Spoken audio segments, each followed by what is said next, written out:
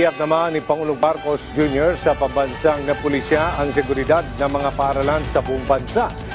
Mahigpit ding binababantayan na Pangulo sa mga pulis ang mga estudyante laban sa mga masasamang impluensya gaya ng iligal na droga. Si Clazel Pardilla sa Sentro ng Balita Live. Aljo, hindi dapat patulog-tulog ang mga pulis. Kaya naman si Pangulong Ferdinand R. Marcos Jr. inatasan ang pambansang pulisya na paigtingin ang presensya sa mga eskwelahan. Pinasasawata rin ang mga mag-iimpluwensya sa kabataan na gumamit ng droga. Payapa at ligtas dapat ang mga eskwelahan. Yan ang direktiba ni Pangulong Ferdinand R. Marcos Jr. Kaya naman ang presidente inutusan ang PNP na paigtingin ang police visibility sa mga pribado at pampublikong paaralan.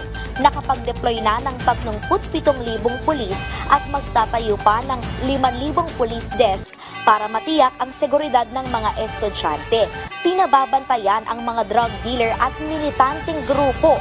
Babala ng Malacanang, huwag subukan impluwensyahan ang mga kabataan.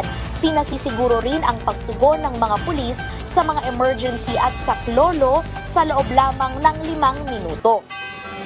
Bukod sa seguridad ay pinatututukan din ang kalusugan ng kabataan.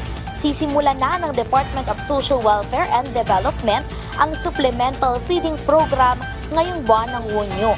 Layo nitong mapalusog ang pangangatawan ng mga hanggang 5 taong gulang na nakapag-enroll sa Child Care Development Centers. Naglaan ng 5 bilyong pisong pondo ang ahensya para sa higit 1,500,000 mga bata.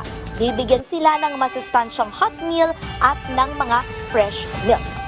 Aljo, tatakbo itong supplemental feeding program ng 120 hanggang 180 days.